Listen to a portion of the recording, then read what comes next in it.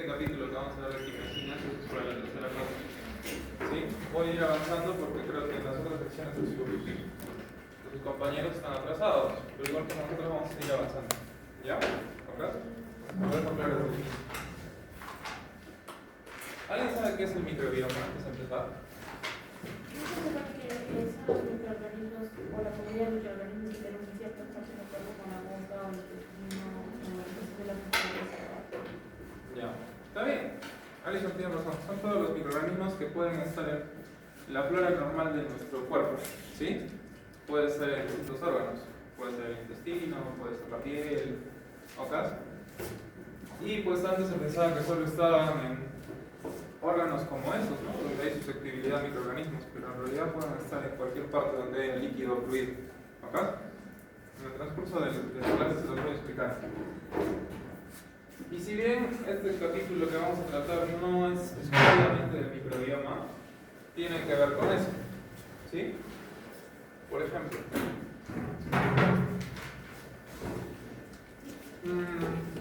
ustedes se han puesto a pensar por qué los japoneses y los argentinos son más susceptibles a cáncer de colon o estómago.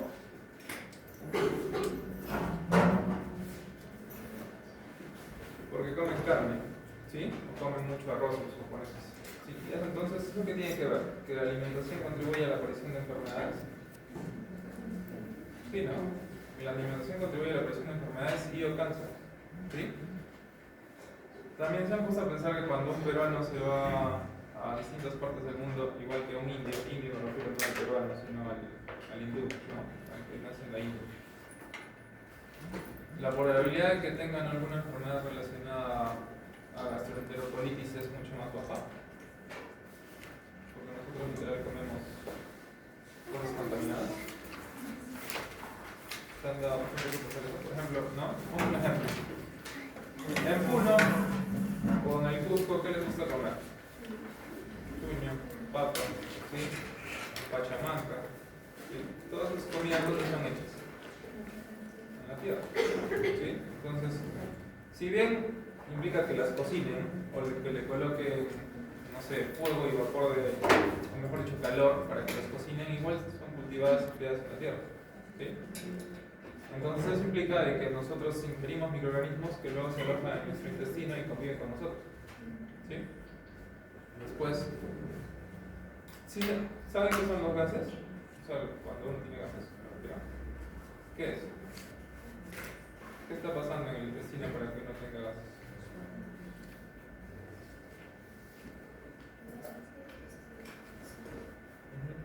Las bacterias están metabolizando algo, ¿cierto?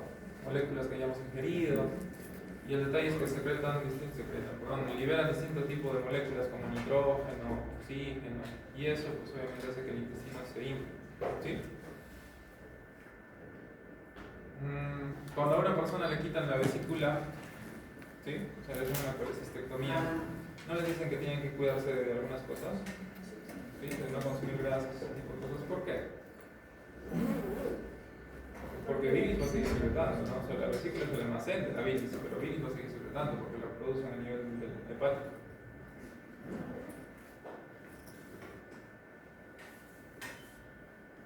¿Por qué no se ha ¿Mm? Porque ahora la entrada no hay lo que se No tanto, sino porque produce menos, ¿no? O mejor dicho, tiene menos almacén, porque antes cuando producía bilis tenía el almacén que era la vesícula, ahora literal solo produce el hígado y pasa hacia el colédoco y del colédoco directamente va hacia el intestino. ¿Sí? Entonces ya no hay un almacén previo, por lo tanto, si es que él se excede o ella se excede en consumir muchas grasas, ya no va a tener mucha bilis con la cual puede emulsificar. ¿Sí? Igual el cuerpo se adapta, o sea, igual si no tiene vesícula, el cuerpo se va a adaptar. Si la persona tiene susceptibilidad a seguir produciendo cálculos de colesterol, sanguíneo, en general cálculos de depósito de calcio, igual lo va a hacer. Por eso a veces hay pacientes que les hacen colecistectomía, les quitan la vesícula, pero terminan haciendo igual cálculos luego y otro proceso de cólico porque tienen cálculos en el colédoco. Y ahí ya no tienen vesícula que sacar, sino hacer un procedimiento que se llama CEPRE, que es como una endoscopía para retirar esos cálculos residuales que están en la vía biliar, ¿no? Pero igual forma en la bilis también hay microorganismos que ayudan a que se emulsifiquen algunas grasas y por lo ayudan a que ese paciente pueda digerirlo adecuadamente. ¿Sí? Entonces se dan cuenta, hay microorganismos en todo lado, sobre todo en la vía digestiva. Y la dieta que contribuye a que aparezcan nuevas enfermedades en algunas poblaciones, así como hemos visto los japoneses, los argentinos. ¿Sí? Ahora, ¿qué tiene que ver eso con inmunología? Pues que en esa respuesta también van a estar implicadas algunas inmunoglobulinas, porque el tejido linfoide tenemos en todos lados. ¿Sí? Bueno, en la mayor parte de lados, mejor dicho. ¿El apéndice sirve para algo? ¿Para qué? Creo que era algo relacionado con la inmunología, algo de anticuerpos, no me acuerdo muy bien. Porque en realidad el apéndice es un sitio, es un órgano linfoide donde se acumulan linfocitos y tienen una forma de respuesta de inmunosupresión o de inmunoregulación a nivel del intestino. ¿Sí? Cuando se inflama el apéndice, da apendicitis, ¿cierto? Entonces, ¿cuál es la primera causa de apendicitis? ¿Obstrucción? Una obstrucción Por bacterias. depende de la edad de la respuesta. ¿Sí? Porque si es un niño o un adulto mayor, generalmente es una hiperplasia linfoide, lo que genera una obstrucción del apéndice y luego lo retiran. Y a veces como adulto también influye que pueda haber un apendicolito, ¿sí? Que puede ser una PEPA, como dicen, ¿no? O simplemente materia fecal que se acumula. ¿Sí? Antes se pensaba que todo era apendicolitis, hoy en día se sabe que la mayor parte de causas de apendicitis es la hiperplasia linfoide. Por eso a veces hay pacientes que tienen apendicitis y si es que la hiperplasia linfoide cede, no termina en sal. O sea, literal, se desinflama y ahí quedó. ¿Sí? Y también es la causa por la cual cuando a veces están en cirugía les dicen, métalo a la sala de ese apéndice. Y cuando sale el reporte anatomopatológico, el apéndice no estaba más que un poquito rojito, pero no estaba comprometido. ¿Ok? Listo. Entonces, por ejemplo, ahí, en el tubo digestivo, nosotros vamos a tener algunas estructuras que pueden contribuir con el aporte del sistema linfoide. Por ejemplo, tenemos las amígdalas, las placas de Peyer, los folículos de la propia lámina propia. Y si se dan cuenta, también tenemos una que otra célula importante. ¿Sí? Por ejemplo, las células de Panet son unas, las células M son otras, y las células epiteliales intestinales son otras. Las células epiteliales intestinales creo que sí lo saben porque han llevado física, son las que secretan moco. ¿Sí? De hecho, el intestino tiene que tener moco, porque si no tuviera moco, pues no permitiría la movilidad de estas vellosidades intestinales. ¿Sí? Cuando están llevando micro, ¿cuáles son las E. colis que producen disentería?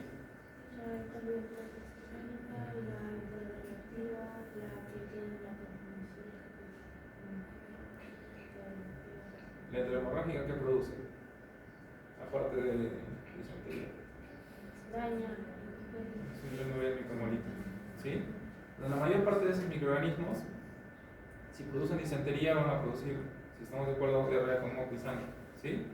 Sus principales centros de acción de esos microorganismos es tratar de alterar o interferir con la función de las células epiteliales intestinales, por eso es que secretan más moco. ¿Sí? Otras son las células M, por ejemplo, que captan el antígeno a nivel luminal, esa es su principal función. Esta célula que está acá, apenas ingresa un microorganismo extraño, porque van a haber muchos, ¿sí? Que son propios de nuestra flora normal, pues lo va a reconocer como extraño y como antígeno que es, lo presentará luego alguna otra célula del sistema inmune. ¿Sí? Y las células de Panet, que son las células que generalmente son así, entre las vellosidades, son las que producen defensinas, así se llama. ¿Ok? Y pues luego viene lo que ya conocemos, si es que hay soporte linfoide, se secretan inmunoglobulinas, principalmente tres, ¿no? Una, la A, porque es una mucosa, el hecho que se llame así, porque así se llama. ¿Se acuerdan que una era esta, no? Todos los linfocitos T asociados a mucosa, ¿sí? En este caso cambia el nombre por G, porque son los linfocitos T asociados a intestino. Solo que está en inglés, que es GAT. ¿Ok? Y pues si hay linfocitos, puede haber secreción de inmunoglobulinas. Si estamos en mucosa, va a haber IgA. Y si estamos hablando de que puede ingresar un microorganismo y tiene que sufrir todo el proceso de inmunidad humoral, habrá una M y una G. ¿Sí?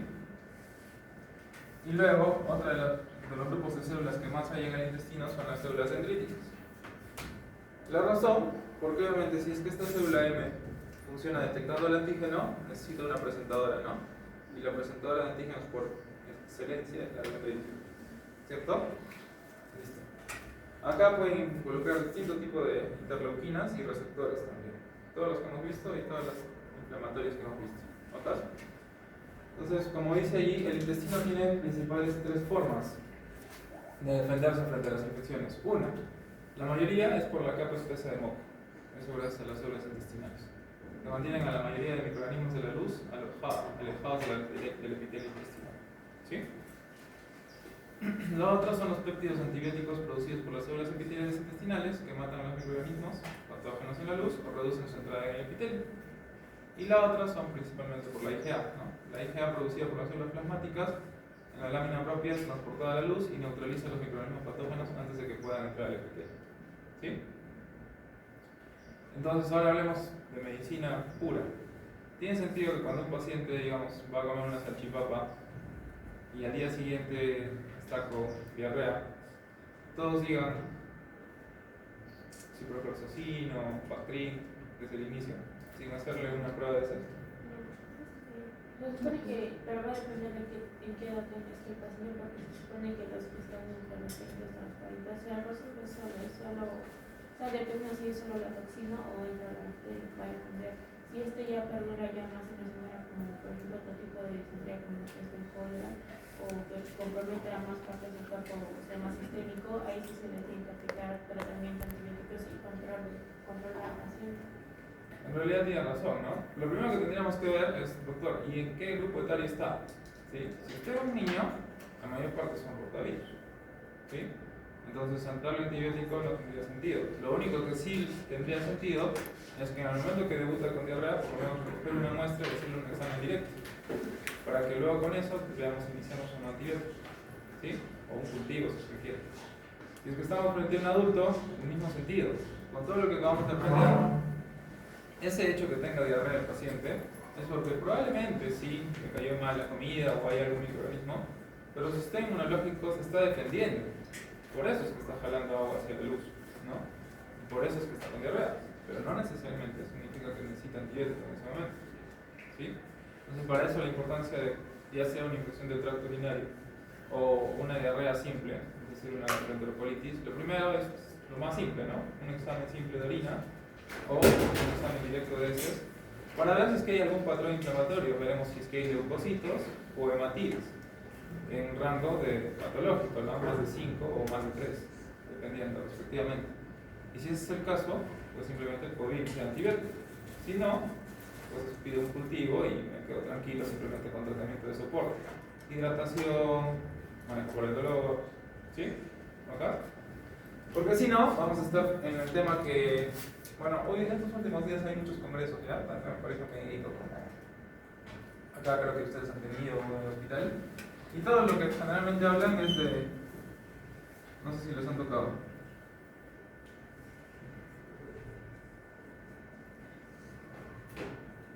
¿Cierto? Resistencia bacteriana. ¿Quién es el responsable de esto? El paciente, por tomar antibióticos de forma errada. El médico, por recetar de forma incontrolada. ¿O alguien más? Depende. En algunos casos, como nos explicó el doctor, ellos van a la farmacia, piden y la técnica les da lo que supuestamente la mayoría se les da, no cumplen los días que tienen que tomar porque no saben, y esto puede provocar resistencia, sobre todo en las infecciones urinarias, que esto es el caso. Exacto, eso quería escuchar, ¿sí? Pero eso es lo que yo pensaba cuando era niño, o sea, cuando estoy de tercero, ¿sí? Y está bien, pero pónganse a pensar, ¿por qué el paciente termina yendo a la farmacia?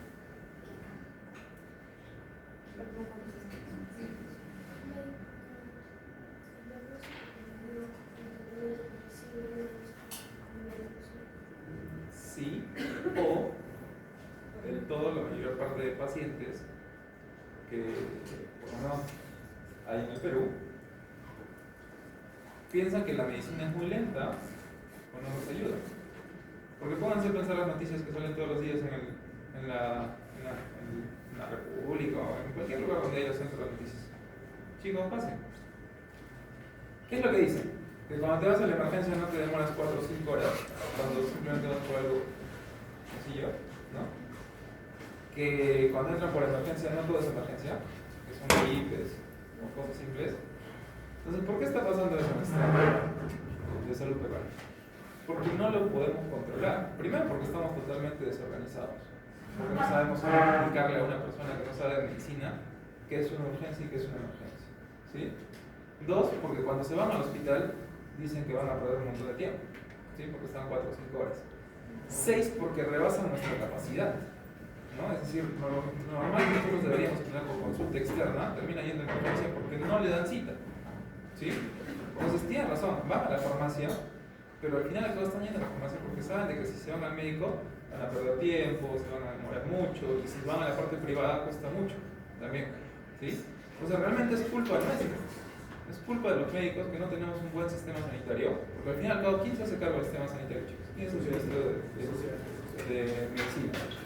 ¿Quién es el ministro de Salud, mejor dicho? ¿No es un médico? Entonces, supuestamente es un médico, nosotros deberíamos tener todo en orden, ¿no? ¿Quién es el director de un hospital? Es un tecnólogo, es un médico. Generalmente, incluso cuando ponen de director del hospital a un químico farmacéutico o algún otro del sistema sanitario, nos escandalizamos, ¿cierto? Dicen, ¿por qué? Los médicos somos los únicos que tenemos la capacidad para diferenciar. No, porque ustedes que están aprendiendo medicina, ¿algún momento les he enseñado algo de gerencia? Entonces los médicos no somos buenos gerentes, a menos que cuando estés llevando tu especialidad, escojas de especialidad que se llama administración en salud, ¿no? Entonces serás un médico que te formen para ser administrador en salud. Pero el médico no es un buen gerente, porque si yo soy el gerente, digamos, del hospital X, y viene no sé, el jefe de logística y me dice, doctor, ¿sabe qué? Tenemos que ponernos a pensar, economizar. No tenemos tomógrafo, el tomógrafo está malogrado. Teníamos dos opciones, tercerizar las tomografías porque los pacientes no están haciendo tomografías, o comprar uno. ¿Cuánto presupuesto tenemos? 3 millones de soles. Ok. ¿Cuánto cuesta un tomógrafo? 3 millones de soles. ¿Y cuánto cuesta tercerizar? Mes a mes, 1 millón. Ya, pero si contratamos el tomógrafo, ¿cuánto demora instalarlo? Mes y medio. ¿Podemos detenernos? No. Ya, entonces mejor vamos a tercerizar.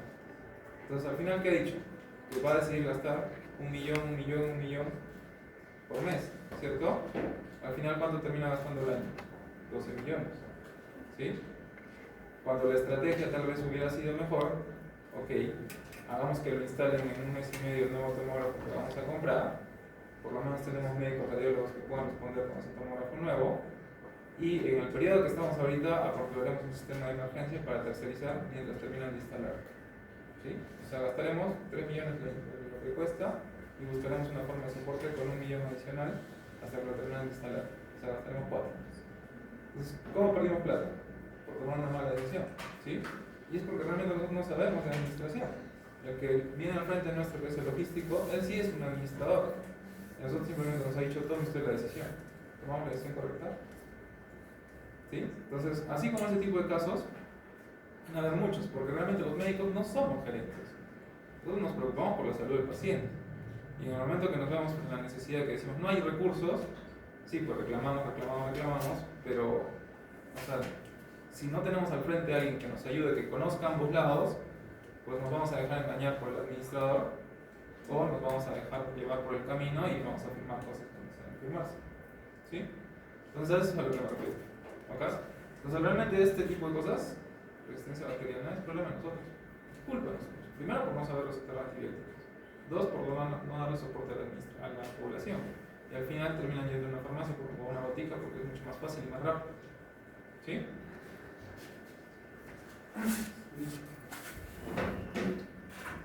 Ok, y en el aparato respiratorio, pues obviamente también tenemos microorganismos.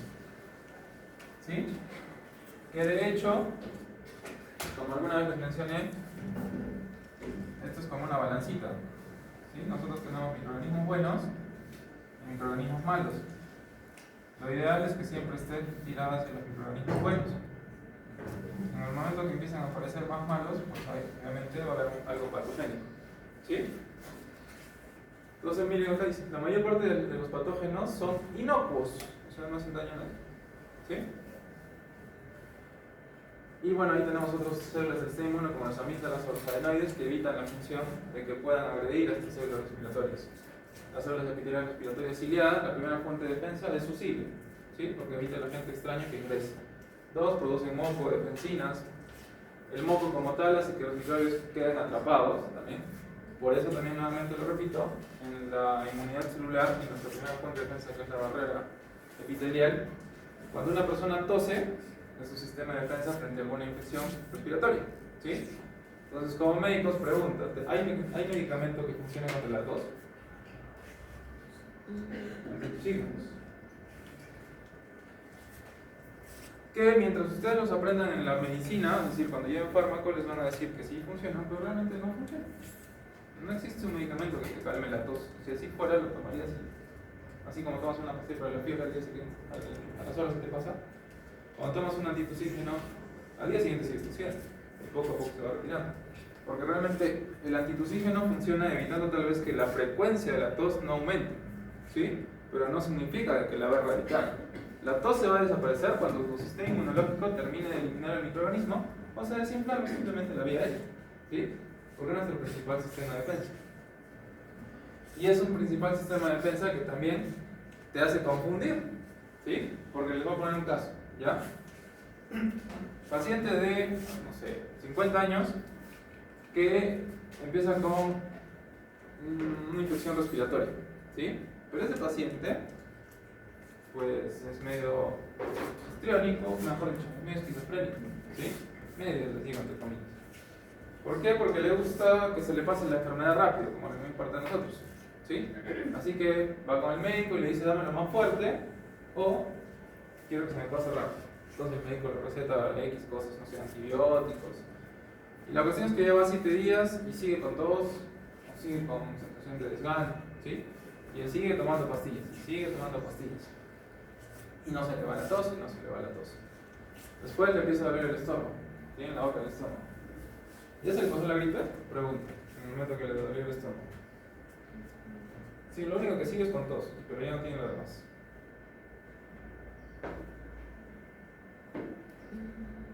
En ese caso que les he puesto, es un paciente muy frecuente. Paciente que tiene una infección respiratoria y tú lo curas, le das su respectivo tratamiento, cumples el tratamiento, pero él, como no se le va la tos, decide seguir tomando las pastillas, a pesar de que ya cumplió, ¿sí? Si tú sigues tomando pastillas, las pastillas son tóxicas de alguna forma cuando llegan a un nivel. Si le empezó a doler el estómago, el paciente está haciendo gastritis, ¿sí? Y si tú haces reflujo, tu estómago está inflamado y empieza a hacer gastritis, reflujo gastroesofágico, el reflujo inflama el esófago, ¿sí? Si el esófago está inflamado, te da tos. O sea, de la tos que ya tenías, vas a tener más tos, ¿sí? Entonces la diferencia viene ahí. Cuando tú tienes al paciente con tos, dices, ¿se le pasó la reinfección o es que ya está haciendo una tos por un reflujo? ¿No? Y hay pacientes también que son tan estresados que a veces hacen una tos emocional también. Entonces hay pacientes que tos, en realidad se acaba. Entonces la tos es uno de los síntomas, para mí, porque no es una enfermedad, es uno de los síntomas más difíciles de manejar dependiendo del paciente. Porque a veces puede ser una tos por la gripe realmente, a veces puede ser una tos gástrica por el reflujo gastroesofágico y a veces puede ser hasta una tos producto de su cabecita. ¿Sí? Y a veces también puede ser una tos ocupacional, porque si trabajas en un lugar donde hay polvo va a estar tos y tos. ¿Sí? Entonces realmente a veces ese síntoma de la tos confunde mucho al médico, hasta el más experto. Pero al final y al cabo es un sistema de defensa. Y como pueden ver ahí, pues obviamente tenemos nuestro epitelio con nuestros cilios y van a participar de distintos tipos de cosas que ya hemos visto. Los receptores TCR, para que se activen algunos macrófagos, mejor dicho, secreten interleucinas y lleven a la análisis de alguien por algo, ¿no? Por la respuesta TH1, por la respuesta TH17.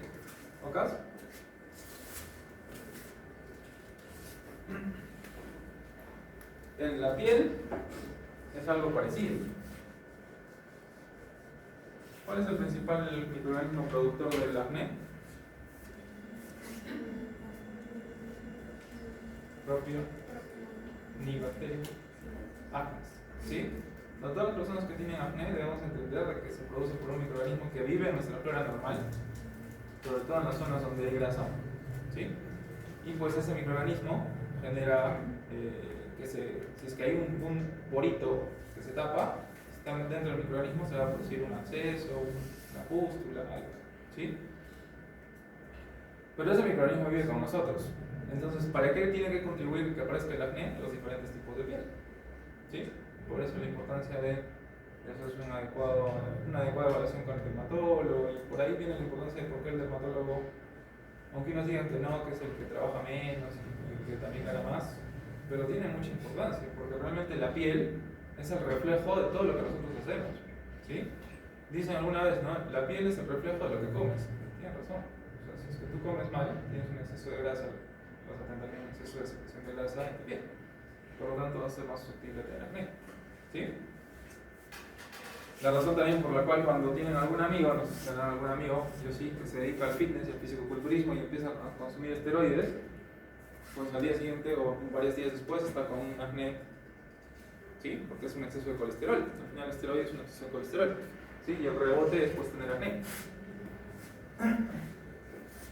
O cuando consumen mucha proteína también, porque sobrecargan el intestino, más bacterias metabolizando y por lo tanto la piel va a responder de esa forma, ¿sí?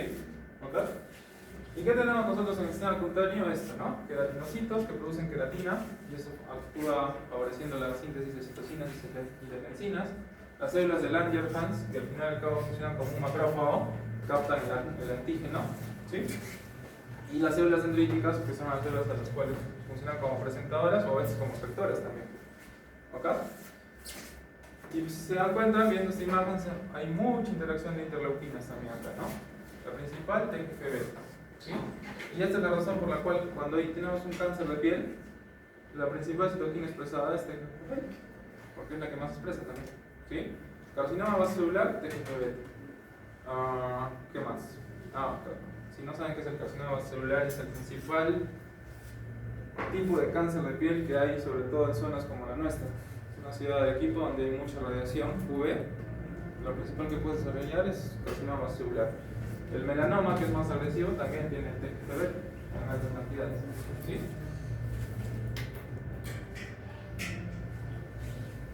Y ahí miren, ¿cuál es, de todo, solo viendo este gráfico, cuál es el órgano que más linfocitos tiene? Los ganglios linfáticos. Los ganglios linfáticos, ¿sí? Y justo esa es la razón por la cual es un órgano linfático de los primarios, mejor dicho, de los secundarios, pero de los principales. ¿Ok?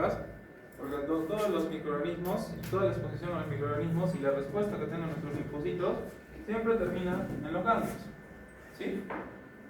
Te expones cuando eres niño al virus de la varicela, cuando eres adulto te puede dar virus de la varicela zoster. ¿Dónde quedó la memoria? En el ganglio. Te da cáncer de mama, ya está saliendo como la actriz, ¿cómo se llama? Adriana Suazo, peruana, no me acuerdo, Andrea Suazo, Andrea Suárez. Bueno, hay una peruana que tuvo cáncer de mama hace poco, que también era actriz, la que era la enamorada de Joel, que me acuerdo ese tiempo. Natalia, eso. Y ahora, hace poco vi que manifestó de que tuvo un rebrote de metástasis, ¿sí? Sí, pues porque en el cáncer de mama hay diferentes tipos de causas. La primera es genética, la siguiente es hormonal, la tercera va a depender de cuántos genes activos tiene, ¿no? Para mí el cáncer de mama es una de las enfermedades más difíciles de tratar por un oncólogo porque tiene distintas fuentes. O tiene alterado un receptor, o tiene alterado genes, BRCA1 y BRCA2, y cualquiera de ellos pues tiene distinto tratamiento. Si es que el cáncer es de origen hormonal, tienes que regularlo con hormonas, quimio y radio, ¿sí? Porque es cáncer. Y si es que tiene origen genético, tienes que regularlo con quimio y radio y tratar de que no vuelva a aparecer en otras zonas. Porque si es genético, el BRCA1 y el BRCA2 no solo estén en mamas, también estén ovarios, ¿sí? Entonces, si no resulta con cáncer de mama, el siguiente punto del lugar de desarrollo puede ser cáncer de ovario, ¿sí? Por eso es que Angelina Jolie, ¿sí? Angelina Jolie, ¿no? Ella se quitó ambos mamas porque tenía mutados ambos genes. Entonces tenía alta probabilidad de hacer cáncer de mama, ¿sí? Pero no se puede quitar ambos ovarios, ¿no? Así que luego lo demás era controles. Acá, esa fue su forma radical de eliminar el cáncer de mama, porque tenía las dos bracas juntadas. ¿Sí? Y pues ahí ya, por ejemplo, Natalia Salas ahora sí tiene un recrudecimiento, una nueva metástasis, porque hay algún ganglio que tuvo todavía la enfermedad, y tiempo después, pues ya se han expresado en algunos otros lados, ¿no? Generalmente hueso, pulmón, en este caso creo que es vértebra, hueso. ¿Sí? El cáncer de próstata funciona igual, ¿ok? Tú erradicas el cáncer y tal vez el paciente ya está bien, pero tienes que darle un seguimiento, porque capaz a los 5 años puede acercarse cáncer, mejor dicho, metástasis en vértebras. Y toda la información está acá. ¿Sí? ¿Ok? Listo. Ahora, por ejemplo, eso vamos a leer por lo que está supuesto ahí, ¿no? Que son cosas importantes de su libro. Bueno, la principal forma de inmunidad adaptativa del intestino es la inmunidad moral dirigida contra los microorganismos de la luz. ¿Sí? El predominio de IgA en las secreciones intestinales, en especial en el intestino, se debe al hecho de que los linfocitos B activados en los ganglios linfáticos que drenan la mucosa o en los tejidos linfáticos mucosos tienden a sufrir un cambio de clase a la IgA. Y de hecho de que los linfocitos B productores de IgA tienden a alojarse en el intestino. El antígeno puede llegar desde la luz hasta el GAL, ya les he mencionado que es la parte mucosa del intestino, a través de células especializadas dentro del epitelio intestinal denominadas células M. Y las células M se localizan en las regiones del epitelio intestinal denominadas epitelio asociado al folículo o de la cúpula, situadas sobre las cúpulas de las placas de Peyer y otras estructuras varias. ¿Sí?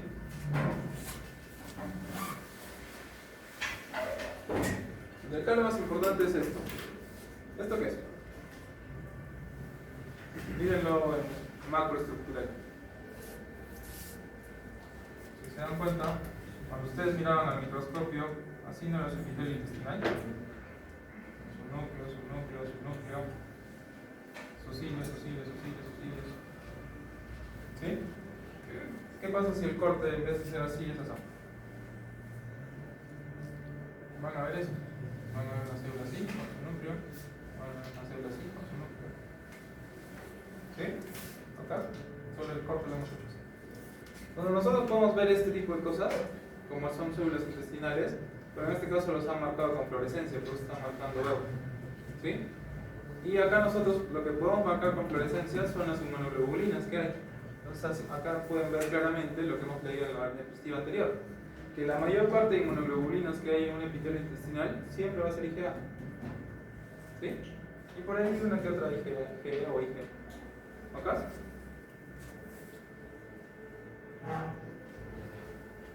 Y ahí voy a saltarme la barba un poquito. ¿Quién está de acuerdo que una mujer hoy en día puede ser presidente de la República, CEO o cualquier cosa mejor que un hombre? La mayor parte, ¿cierto? Pero hay una creencia que dice que les es más difícil que un hombre. Por eso es que hoy en día todavía los CEOs siguen siendo hombres. ¿Por qué creen que es más difícil que un hombre? No es por un tema de capacidad. Porque capacidad pueden tener más que nosotros. Es por un tema de tiempo y biológico. Porque todas las mujercitas en algún momento van a llegar a ser mamás. O van a tener la intención de querer ser mamás. ¿Sí? Entonces cuando un hombre que es CEO, lo único que el hombre tiene que hacer es hacer el hijo. Perdón por la palabra, es lo único que tiene que hacer. Cuando quiere ser médico, también lo único que tiene que hacer es hacer el hijo. Pero él no va a cargar la panza. ¿Sí? Entonces, con una mujercita es más difícil hacerse CEO porque va a tener que cargar la panza en algún momento y eso va a dificultar tal vez sus actividades. O va a tener que hacerse cargo de su hijito que es recién nacido o tiene 1 o 2 años. ¿Sí? Entonces, por eso es que todavía es un poquito más difícil. Porque todavía tenemos eso en la cabecita que tal vez es realmente bien cierto, que la mayor parte de mujercitas tienen que hacerse cargo de su bebito, por lo menos en los primeros años de nacido. ¿Ok? No tanto el papá. ¿Ok? Entonces también eso, ¿en qué influye en la medicina? En el número de aparición de algún tipo de enfermedades. Si es que digamos que la mamá es una CEO, ¿sí?, de alguna empresa o alguna personalidad importante y tiene su bebito, mucho tiempo para darle el lactar no va a haber, ¿cierto? Entonces a ese bebito tal vez le van a dar fórmula, ¿sí? o lo van a dejar en la casa con la familia, como hoy en día pasa con los niños, hoy en día, también en mi época también pasaba con eso. O sea, por ejemplo, mi mamá, cuando me tuvo por trabajar, según lo que me cuentan, no me dio mucho pecho, ¿sí? Más era con fórmula. Cuando eres adulto, ¿qué puede aparecer? Si no tienes una buena fuente de IgA formada desde el inicio, puedes tener susceptibilidad a tener problemas intestinales, a tener atopías, ¿sí? ¿Qué hay más en el intestino? IgA, ¿sí? Cuando eres niño, tu única fuente de IgA va a ser la leche materna o las inmunoglobulinas que te pasa la madre, ¿sí? Que van a ser IgGs. Entonces ese niño que no está recibiendo leche materna va a tener menos inmunoglobulina A en su epitelio, ¿ok? Por eso que cada vez que tome fórmula, probablemente va a estar con diarreitas, ese tipo de cosas, ¿no? O que consuma algo nuevo y va a estar con diarreitas porque no tiene una buena fuente de IgA. Ya luego, cuando se va madurando como adulto, recién va a formar más por sus propias células, ¿cierto? Entonces eso es a lo que me refería, de que ese tipo de cosas, por lo cual a un recién nacido se le prive de su alimentación por leche materna, por un tema laboral de la madre, puede generar la aparición en ese bebito de atopías o problemas intestinales porque no está recibiendo una buena fuente de IgA, ¿sí? Porque la leche en polvo no tiene IgA. No sé si me dejé entender, ¿sí? Pero ahora las mujeres no usan una bomba. ¿Qué? O sea, las bombas para sacar la leche. Claro, a eso es a lo que me refiero. Hoy en día tenemos esa ventaja, ¿no? Antes no había eso. Hoy en día la mayor parte de infantitos que tienen alta actividad laboral, pues llevan sus extractores, guardan su leche y luego lo dejan para el bebé. ¿Sí? ¿Acá? ¿Y sabían que existen los bancos de leche? En el Perú, el primer lugar donde hay un banco de leche es Cusco. ¿Sí? Imagínense un bebito que nace y por X motivo su mamá no pudo vivir al momento de su nacimiento. Ese bebito no va a tener leche materna que consumir, va a estar sentenciado a fórmula. ¿Sí? Entonces en Cusco ya tienen un banco de leche para todos los niños que no pueden tener consumo de leche por sus mamás. Las mamás extraen un poco más de leche y lo dejan en el banco, la pasteurizan y se lo dan al bebito. ¿Sí? Y en el mundo ya existe eso también, es mucho más frecuente, un banco de leche. Así como hay un banco de sangre, hay un banco de leche. Y es bien útil, ¿no? Y sobre todo porque ayuda a hacer distintos tipos de investigaciones relacionadas a esto, ¿no? Con las inmunoglobulinas. ¿Ok?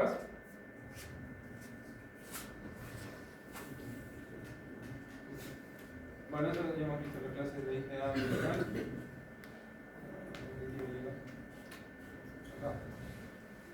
Por ejemplo, eso es lo que le estaba mencionando, ¿no? De la glándula mamaria, la IgA principal viene de la leche materna, sobre todo cuando se da la primera leche, que es el calostro, al bebito, y se van a activar distintos tipos de receptores a nivel de su lámina propia, como la poli-IG, que capta las inmunoglobulinas I y A, mejor dicho, las inmunoglobulinas A, para que las transporten y las secreten a la luz del intestino. Y en la piel, pues tenemos alta cantidad de linfocitos, más del 95% de los cuales tienen un fenotipo de memoria. Acá se dan cuenta, todos esos pueden contribuir a la memoria.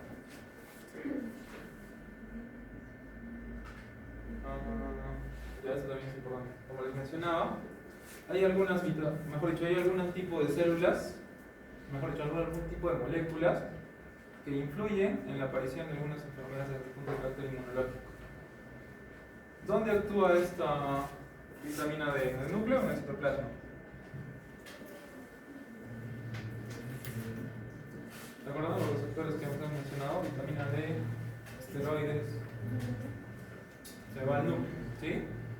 ¿Cómo se sintetiza la vitamina D? Ustedes que han visto fisiología, por los rayos solares, ¿cierto? Tienen que exponerse al rayo solar para que se encuentre vitamina D. Y también ese es el motivo por el cual cuando te expones a mucha radiación solar puede haber alteraciones y cáncer, porque como la vitamina D va al núcleo, desde ahí se altera alguna estructura de nuestro material genético y puede aparecer una célula anómala y aparece el melanoma, el cáncer vasocelular. ¿Sí? ¿Ok? Ahora sí la importancia de esa vitamina D, ¿verdad?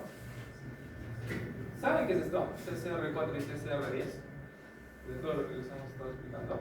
O CCL27, CCL27 y CCL17.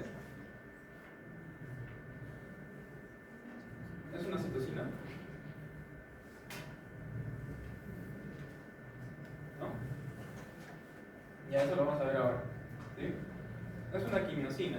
Todas las quimiosinas generalmente son CCE o CR o CCL. ¿Sí? ¿Ok? Las quimiosinas se suelen expresar así.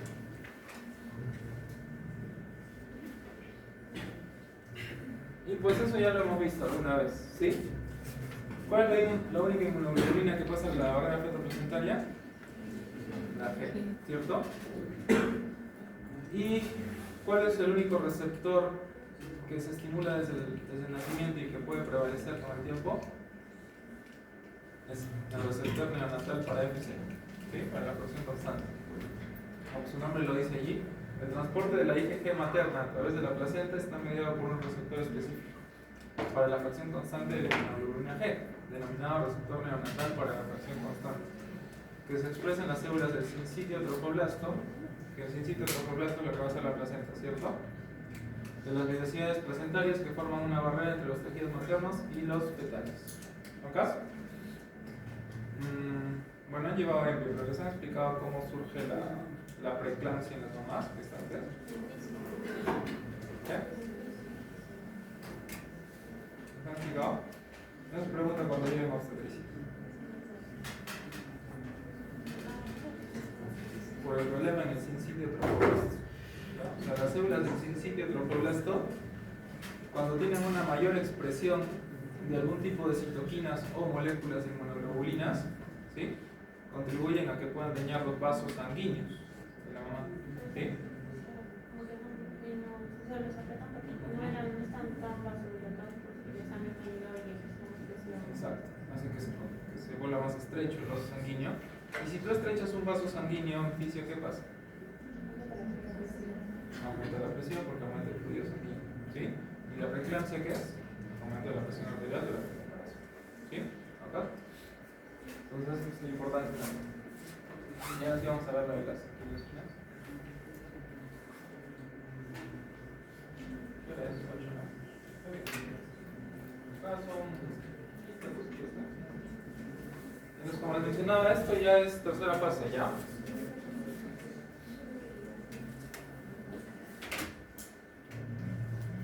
Ya. Esto sí lo saben. ¿Qué es esto? Porque esto sí lo hemos explicado.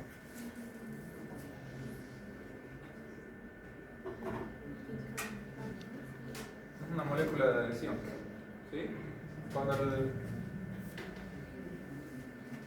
Cuando el leucocito migraba a través del epitelio y luego se introducía dentro del sistema, ya sea por su proceso de diaperesis o esto, acá habían distintas integrinas y selectinas, ¿sí? Pero para que esa integrina o selectina permita el paso, mejor dicho, la adhesión, tiene que haber una molécula de adhesión, que es el ICAM, ¿sí? Entonces ahí como ejemplo mencionamos, el leucocito está migrando, hay integrinas de alta afinidad que están en su superficie, pero para pegarse necesita una molécula de adhesión, que es el ICAM, ¿sí? Y en el proceso pueden aparecer distintos tipos de quimiosinas, ¿ok?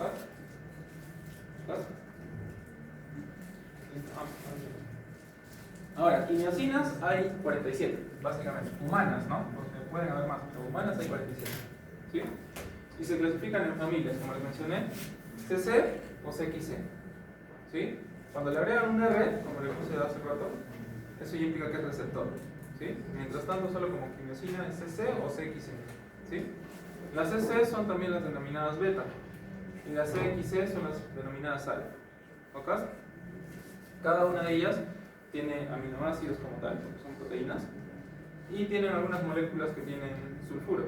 Por ejemplo, acá tienen dos cisteínas. ¿Ok? Y bueno, las quimiosinas son la gran familia de citocinas, o sea, son parte de las citocinas, ¿ya? Pero eso va a depender del libro que lean. Porque hace más de 10 años, quimiosinas, o hablar de citocinas, era lo mismo que hablar de quimiosinas. Decían que eran sinónimos, ¿sí? Pero en los últimos 10 años ya la cosa ha cambiado. O sea, las quimiosinas son parte de todas las citocinas que hemos visto, ¿sí? Así como hay interleucina 1, interleucina 10, interleucina 12, que son citocinas, ya, ahora también hay citocinas que son quimiosinas. ¿Ok? ¿Listo? Y por ejemplo, ahí tenemos un montón, ¿sí? La mayor parte funcionan en el reclutamiento de leucocitos, ¿sí? Ahora miren, céntrense aquí. Todas estas son las citocinas que conocemos por ese nombre. Pueden ser CC o CXC, ¿sí? Solo agréguenle la R al final, ¿tak? Y lo convierten en un receptor, ¿sí? Cada una de estas quinasinas tiende a tener un receptor, ¿sí? A la cual se van a unir. Por ejemplo, de ahí las más importantes suelen ser estas, ¿sí? El CCR5, porque es el que participa en todos los mecanismos de regulación celular, porque se activan las natural killer. Y sobre todo es el más expresado del VIH, ¿sí? Como su nombre lo dice, el receptor del VIH. El CCR7, porque como su nombre lo dice, activa mayor parte en ganglios linfáticos, ¿sí? Por eso se expresa en la mayor parte de cánceres. Luego el CCR8, que no está por ahí. Y el CCR4, porque participa en el reclutamiento del linfocitos T y natural killer. ¿Ok? Y luego pueden haber más. En el intestino está el CCR9, en la piel está el CCR10, ¿sí? Pero si a mí me dijeran estudia y aprende, yo me aprendería básicamente esos tres, porque son los que más común se expresan, ¿sí? Y ojo, la mayor parte de ellos está asociada a proteína G, como su nombre lo dice. Los receptores de quimiosinas pertenecen a la superfamilia de receptores acoplados a la proteína G, ligadora del guanosino trifosfato, que es el GTP, en dominios transmembranosos, ¿sí?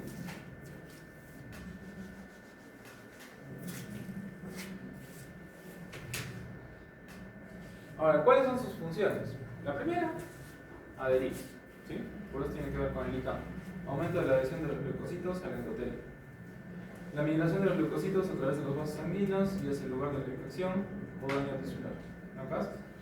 Las quimiosinas participan en el desarrollo de órganos linfáticos y regulan el tráfico de linfocitos y otros leucocitos a diferentes zonas de los tejidos linfáticos secundarios. Y las quimiosinas son necesarias para la migración de las células dendríticas desde el lugar de la infección hasta los ganglios linfáticos que los ven. ¿Sí? Entonces, básicamente, pongámonos a pensar, ¿qué pasaría si un paciente no secreta algunas quimiosinas o tiene problemas con los receptores? Alguna inmunodeficiencia, porque no va a poder migrar el leucocito al punto de acción. ¿Sí? Y ahí, por ejemplo, es el ejemplo más característico, ¿no? Tenemos el leucocito que puede tener integrinas de baja afinidad o de alta afinidad. Eso va a depender de qué tanta unión va a tener con este receptor de molécula de acción, ¿sí? Va a ir migrando y se va a encontrar con los que les mencioné, ¿no? Selectinas o integrinas, aquí en el medio. Se puede unir a una selectina a través de su receptor, o mejor dicho, de su integrina, y cuando va pasando hacia abajo, se van a activar los distintos tipos de quimiosinas, ¿sí? Para que lo recluten al leucocito que está viniendo y pueda luego generarse todas las cascadas que hemos hablado después, ¿sí?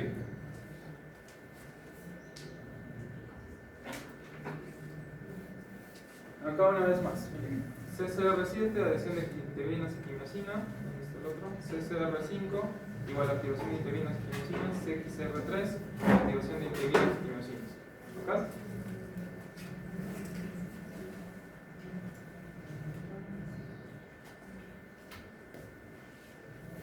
¿Esto qué es? ¿El VIH, creo? Sí, miren, esto lo he puesto para que vean cómo es el VIH. El VIH tiene muchas glicoproteínas, ¿sí?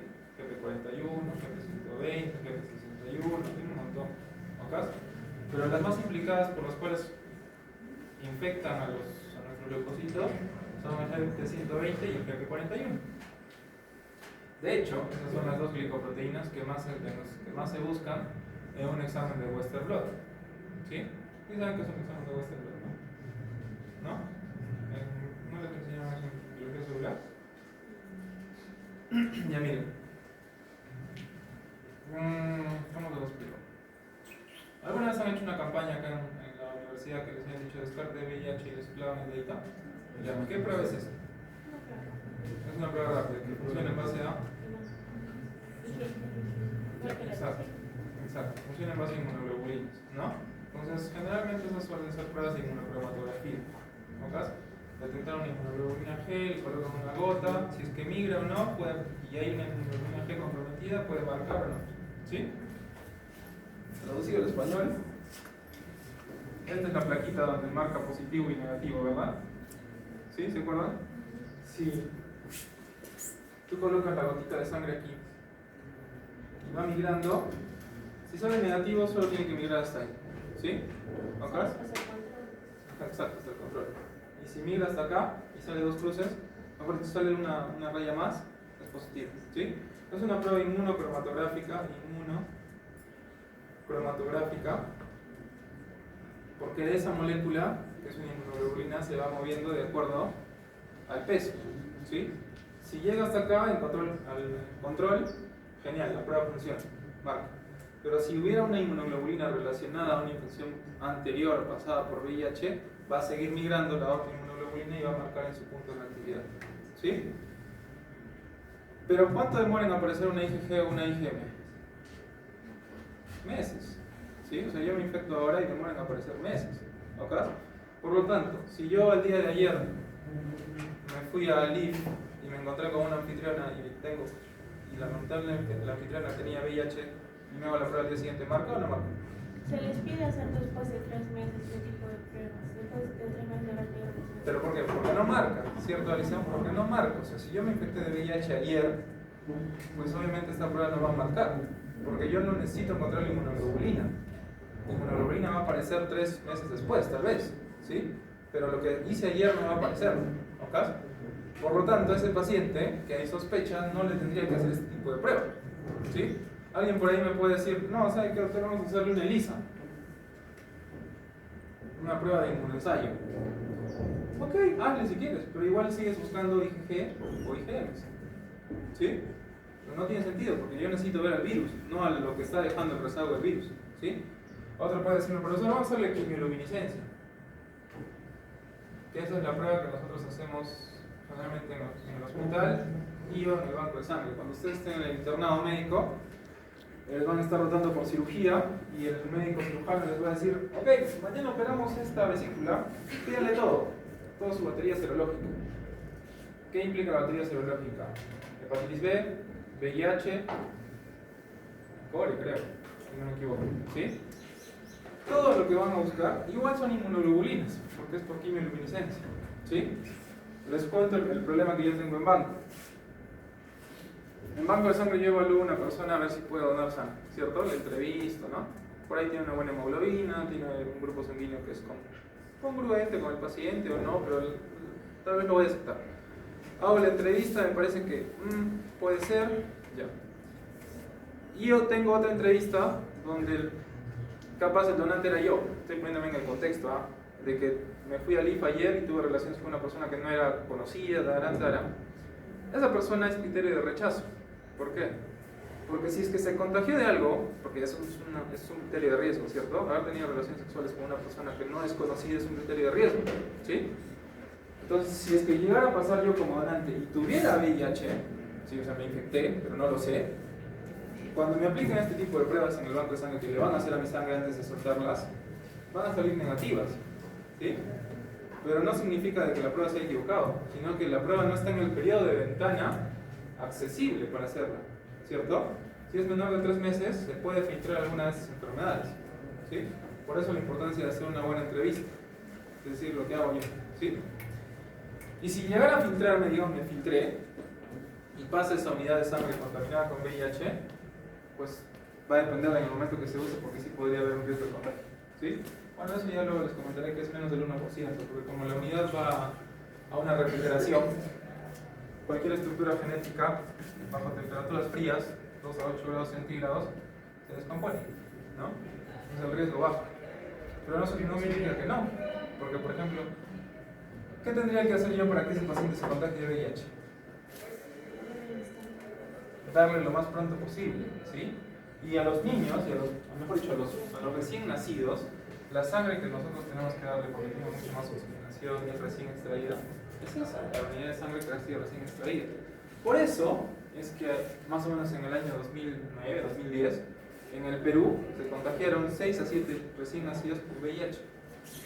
Porque un donante mintió en sus actividades que realizó, se filtró porque no estaba en el periodo de ventana de la prueba, y cuando se utilizó lamentablemente su paquete, en el hospital seleccionaron la unidad más fresca para partirla y fraccionarla en cantidades pequeñas, porque los bebitos usan cantidades pequeñas, a recién nacidos, ¿sí?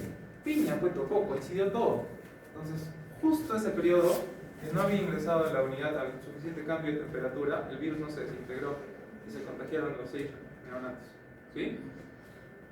Por eso la importancia, ahora vuelvo a lo que estábamos explicando, que si tú buscas inmunoglobulinas para una enfermedad, no tiene sentido si es que tú tienes algún factor de riesgo. Tienes que buscar al virus, ¿sí? ¿Qué es lo que tienes que buscar en el virus? Sus glicoproteínas, ¿sí? Bueno, 120, GP41. ¿Cómo se busca esto? Con una prueba que se llama Western blot, que es una prueba parecida a esta cromatografía, solo que tiene como que más puntos de marcación. Hay distintas glicoproteínas. Te tienen que marcar por lo menos las más importantes, o por lo menos más de 5 glicoproteínas positivas, como para dar un diagnóstico positivo de VIH, ¿sí? Por eso dicen que la prueba gold estándar o la prueba de diagnóstico principal, cuando quieres evitar las dudas, es hacerle un Western blot para VIH, ¿sí? En base a estas glicoproteínas. O, si te quieres sacar más el clavo, pues haz una prueba de biología molecular, lo que hemos visto, ¿no? Una PCR. Porque ahí te vas a buscar el material genético, ¿ok? Entonces, cuando no tienes la certeza de que puede salir negativo en este tipo de pruebas, no te queda de atrás más que ir a un Western blot o una prueba de PCR, o RT-PCR mejor dicho, para hacer el diagnóstico de VIH, ¿sí? En el COVID era igualito. ¿Qué pruebas hacíamos para hacer COVID? La del hisopado nasal, la de la sangre, y todas eran búsqueda de inmunoglobulinas. Si el contagio era muy reciente, no lo iba a encontrar. Así que tenía que buscar con una prueba de biología molecular, si es que quería detectar el virus de forma temprana. ¿Cierto? Okay. Entonces eso es lo que quería explicar. Ahora todos me van a decir, pues entonces doctor, cada vez que me transfunden sangre tengo riesgo de que me contagie. No, el riesgo es muy bajo, ¿no? Igual que cuando te clavas con una aguja, te pinchas con una aguja en un accidente laboral, el riesgo es muy bajo, pero no excluye el riesgo. Es bien bajo, pero no excluye el riesgo. ¿Ok? Y va a depender también pues dónde te transfundes, ¿no? Porque va a depender del control de calidad que haya en el banco de sangre y todo eso. En Europa, por ejemplo, la mayor parte de pruebas ya no se hacen con ninguna de esas pruebas de inmunoglobulinas, todo se hace con diagnóstico del virus, ¿sí? Pero en el Perú no, en el Perú todo es con inmunoglobulinas.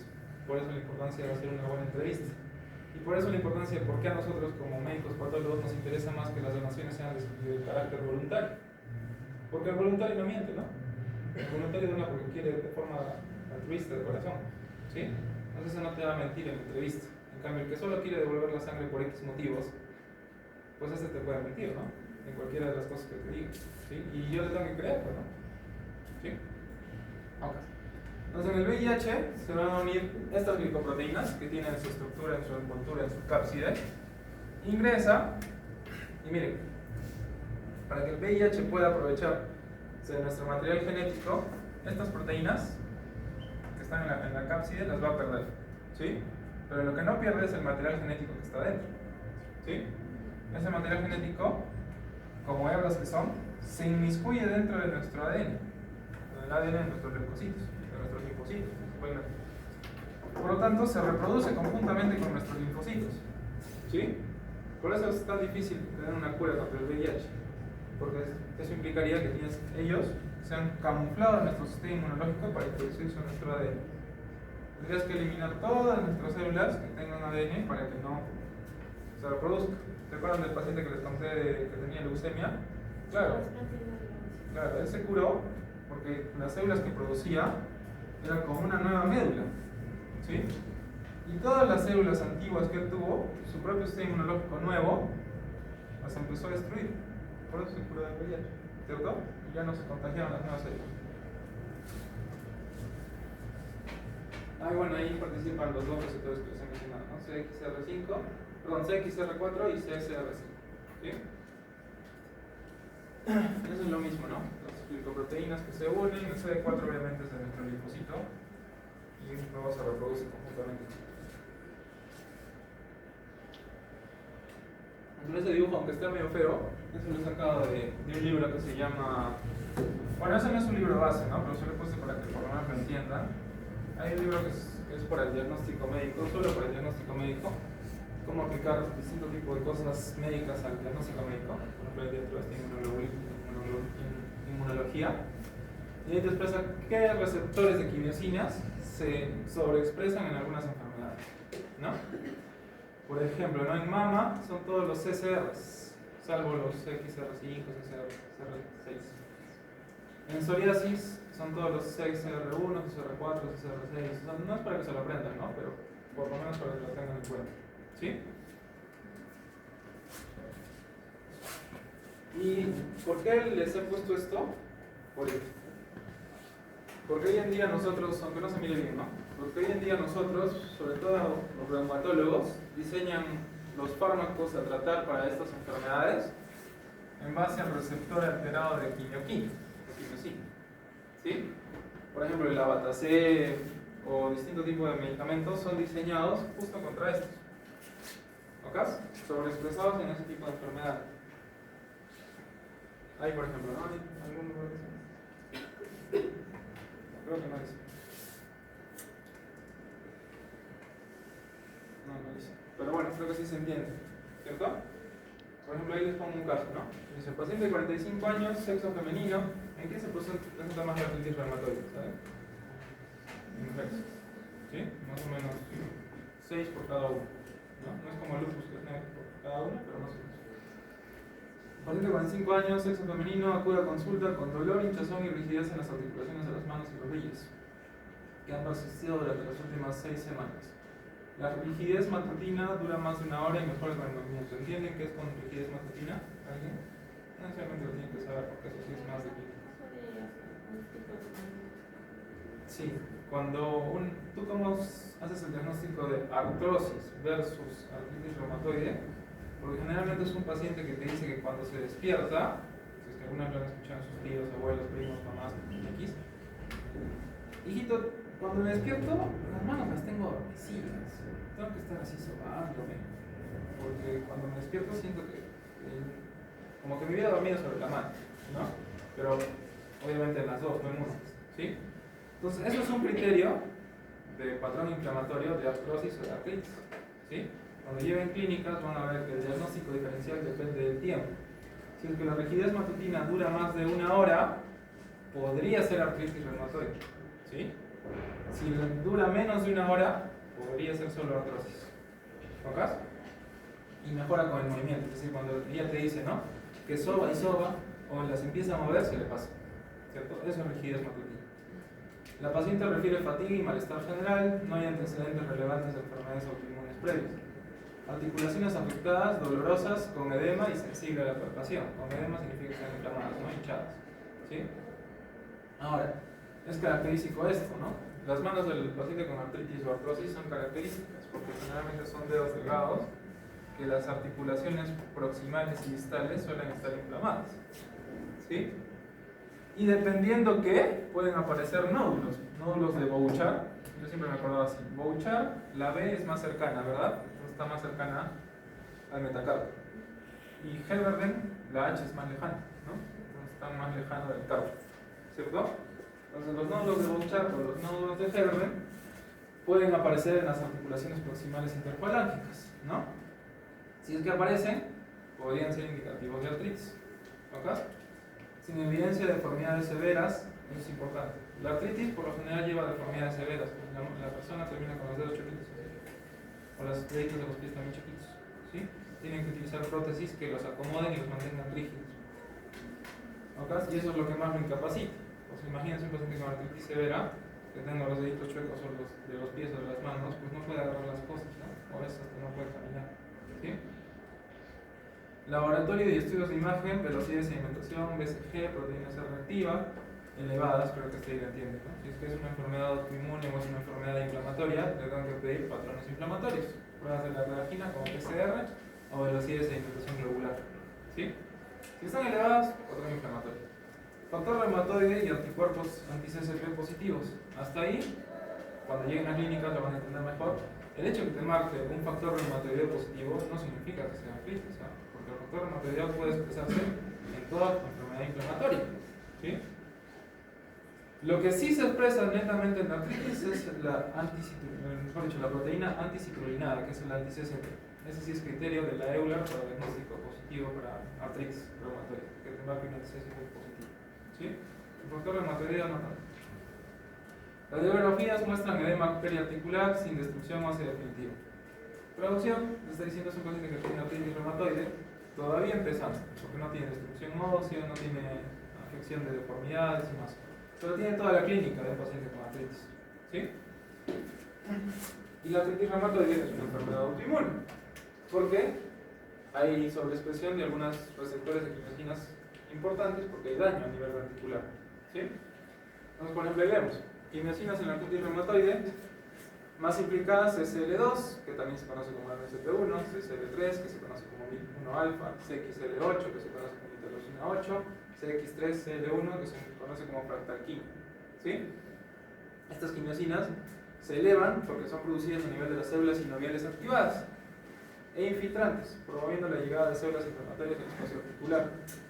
Los receptores de quimiosinas implicados suelen ser el CCR2, el CCR5, el CXR1, el CXR2 y CX3R1. ¿Sí? La interacción de quimiosinas con sus receptores induce señalización que favorece la migración, activación y supervivencia de células inflamatorias en la articulación. ¿Ok? Y esto es lo que lleva a que la articulación se inflame, de que se debilita el cartílago, ¿sí? Que puedan haber, que se empiezan a comer el hueso. ¿Ok?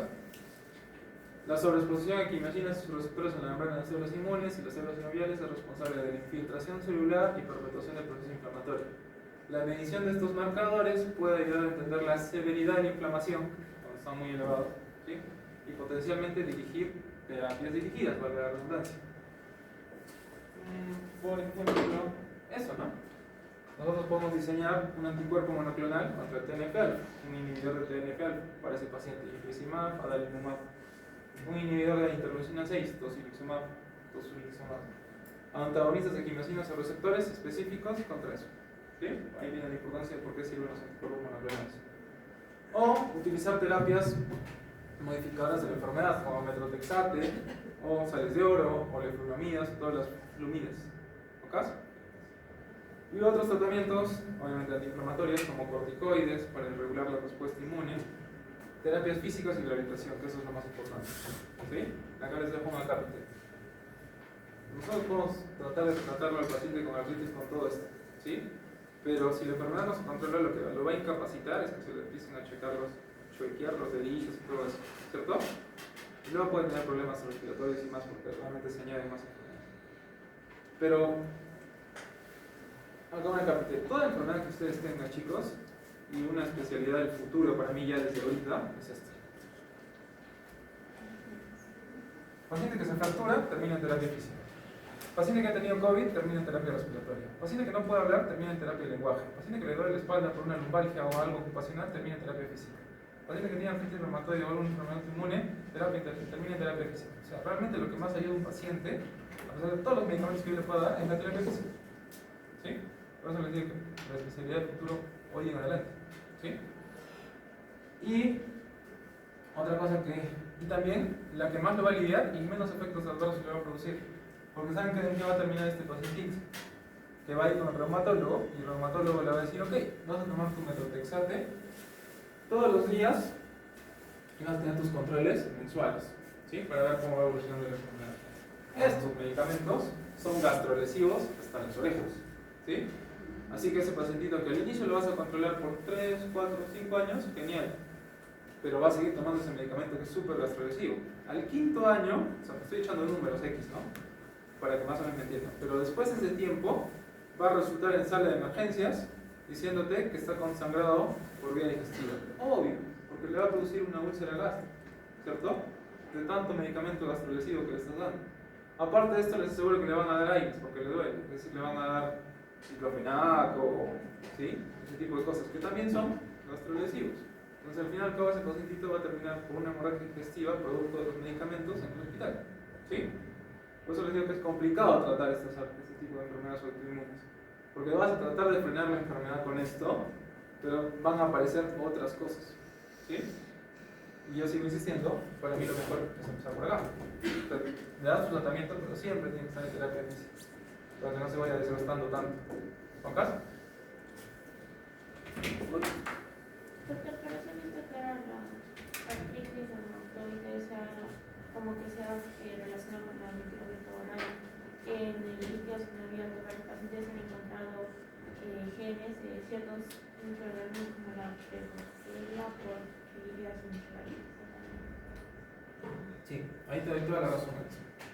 Y ahí ya no estaría pensando mucho como médico, sino como más investigador biotecnólogo, ¿sí? Porque sí es cierto, hoy en día lo que están ahondando es más en utilizar tratamientos con microbiota para regular algunas enfermedades autoinmunes, ¿sí? Hay probióticos que tú le puedes dar al paciente con la finalidad de que aumente su microflora intestinal, cutánea o X normal para que se regule esto, ¿no? Las enfermedades autoinmunes también es por la aparición de gérmenes patógenos versus gérmenes buenos, ¿sí? Entonces algo que están haciendo es, ok, démosles más gérmenes buenos para que esta balanza se invierta, ¿sí? Por eso hoy en día para las enfermedades autoinmunes, como tú lo has dicho, para la artritis reumatoide suelen utilizar probióticos como una terapia alterna, ¿sí? Hay pacientes que tienen Sjögren, así se llama, síndrome de Sjögren, que es un ojo seco. Ese paciente, al tener mucosas secas, porque no solo es ojo seco, no sé, debuta con, doctor, estoy con la garganta seca, no puedo hablar, estoy ronco. No tiene gripe, no lagrimea, o sea, dice, doctor, se me seca el ojo a cada rato. O, no sé, a ver, doctor, me salen heridas en la boca. Ya ese paciente tiene todos los criterios para Sjögren, ¿sí? Tiene mucosas secas, tiene ojo seco, tiene mucosas en la boca seca y se le seca la garganta. Entonces no está con gripe ese paciente. Hay que echarse a buscar si tiene esta enfermedad autoinmune que es el síndrome de Sjögren, ¿sí? Y a veces estos pacientitos, ¿qué les van a dar? Gotas, o sea, lubricantes del ojito, ¿sí? Las artificiales. Exacto, los artificiales con alginato, cloruro de sodio, lo que haya, y el uronato también, para hidratar ese ojito. Le van a decir que tiene que estar hidratándose constantemente y también hay unas salivas artificiales, también le hacen tomar, para que no se le seque tanto la garganta, ¿sí? Y para que le abra la voz, le dan corticoides en ese momento, para que desencambie la vía aérea. Pero otra de las alternativas es darle probióticos, que de hecho lo hacen, es darle unos probióticos en gotitas al ojo, para que también favorezca que haya no tantos gérmenes malos, más gérmenes buenos, y también la enfermedad vaya cediendo, ¿sí? Por eso hoy en día, de ahí sí ya termino, ya no se están haciendo tantos estudios con anticuerpos monoclonales y toda la parte inmunológica, terapia génica, sino muchos estudios con microbioma. Porque piensan de que el futuro médico va a ser el dar gérmenes al paciente. Si tiene más gérmenes buenos, se le van a ir pasando a la aparición de enfermedades con gérmenes malos. Por eso el trasplante fecal. Por eso el trasplante fecal. Sí, literal. O sea, el paciente que tiene problemas gastrointestinales, cáncer y otros, que también pueden surgir, es hacer un trasplante fecal. ¿Sí? Puro microbioma. ¿Ok? Listo, chicos. Ahí terminamos. Me han pedido de que veamos el quiz. Vamos a verlo ya para las respuestas. ¿Dónde está?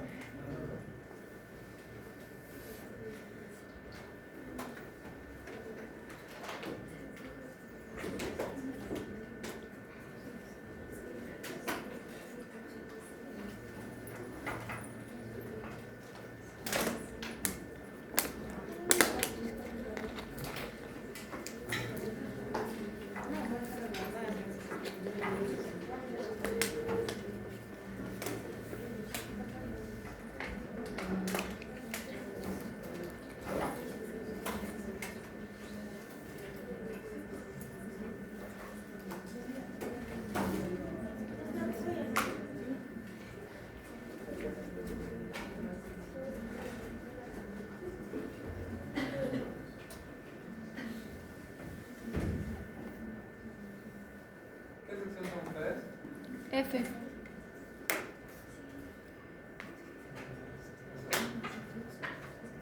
Bueno, todavía no he pasado los porcentajes. A ver, vamos a ver. En este gráfico, ¿cuál es la interleucina que comienza en la fase aguda de la inflamación?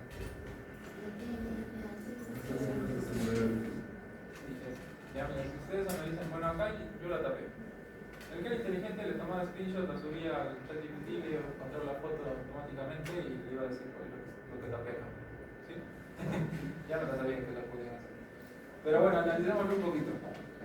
Hay una bacteria, ¿sí? Que es la que está expuesta a nuestro microorganismo. Nuestro sistema inmunológico va a responder primero con una respuesta T reguladora, que no va a existir, porque ya nos ganó la función de la bacteria. ¿Sí? Se va a activar el sistema de defensa humoral, porque ya fue vencido celular. ¿Sí? Y pues esto puede hacer que se exprese los neutrófilos, los macrófagos, que son células presentadoras, las distintas cadenas que hemos hablado, de las MAOs, de las MAOs, esos. Pero al final y al cabo, el macrófago y las interrupciones inflamatorias siempre van a terminar activando factores de necrosis tumoral, ¿sí? Tanto para los procesos como estos, cáncer, abscesos y infecciones severas. La principal es la TNF. ¿Acá? Bueno, las demás tampoco no pagaba. Acá queda. Dice, primigesta de 34 semanas, de gestación gemelar, espontánea, monocorial y amniótica, que incluyó urgencias por más recibir movimientos cerebrales que decía 48 horas aproximadamente. Inició controles a las 17 semanas de gestación. Mal, jalen las orejas. Analítica inicial sin alteraciones, serología, VIH, VRL, toxoplasma, rubiola, hepatitis N negativos. Grupo sanguíneo positivo, antecedentes personales en cirugías previas, no reacciones medicamentosas, escáneres de deceso, no fuma, examen ginecológico negativo, ecografía transvaginal, orificio cervical decrece, orificio cervical interno cerrado, recién nacido, 1, vivo, 1960 gramos, es chiquito, vale. O sea, hay más gracias, no está tan chiquito. ASGAR 9 de 10. Fenotipo normal, sin rasgos dismórficos, sin talizaje de cardiopatías congénitas por pulsioximetría. Presenta trombocitopenia, 88.000, antecedente de miocardiopatía hipertrófica más plaquetopenia. Claro, tiene plaquetopenia. La solicita serología de Torch. Miren, la mamá no tenía nada. La mamá no tenía nada de Torch. Todo estaba negativo. Pero al parecer sí tenía. Porque el recién nacido ha salido con inmunoglobulina M, citoglovirus positivo, inmunoglobulina G y citoglovirus B positivo. ¿Cuál es la molécula involucrada en el TH1 si al final del diagnóstico fue infección congénita por citoglovirus? ¿Se acuerdan que todas las infecciones por virus activan la respuesta TH1, ¿sí? Con microorganismos y como tal activan el interferón? ¿Sí? Por ahí. mTOR no tenía nada que ver porque esto es factor de transcripción, factor de crecimiento endotelial, esto es un receptor de tirosina, no tirosínico, mejor dicho, el GATA es el inhibidor, ¿se acuerdan? Se acuerdan de GATA y Yankee. Y el CEPON es parte de la Luego dice lactante de 12 meses de edad que llega a consulta por diarrea, tos con flema, diarrea y fiebre 39, antecedentes familiares y fallecimientos por causas de infecciones durante el primer año de vida. La exploración física se encontró datos de malnutrición, temperatura 39,5, está con fiebre, frecuencia respiratoria de 46, está con frecuencia respiratoria alta, hiperemia hiperémica, amígdalas hipertróficas con ligera presencia de puntos blanquecinos. La respiración pulmonar se encuentran sibilancias, eso implica que tiene algo, o es asma o es neumonía. En ambos pulmones generalizada, la palpación abdominal ligera, dolor en cuadrantes derechos, se realiza laboratorio de biometría. Hemática, encontrando leucocitos 16.000 por cúbico, y ahí te está diciendo de que tiene una nueva neutrófilo 90%, infección tirada derecha, ¿sí? Inmunoglobulina A baja, inmunoglobulina M baja, inmunoglobulina G baja, ¿sí? Complejo mayor de compatibilidad 2 menor de 5%. ¿Cuál es la enfermedad que está pensando como médico? Ya eso no había que pensar mucho porque todo era el linfocito T de sangre, ¿sí? ¿Y cuál es el factor de transcripción comprometido? Porque así está en su libro, ¿no? No hay que ver. ¿Okay? Todos los demás son inventos. Todavía uno que quería intervencionar.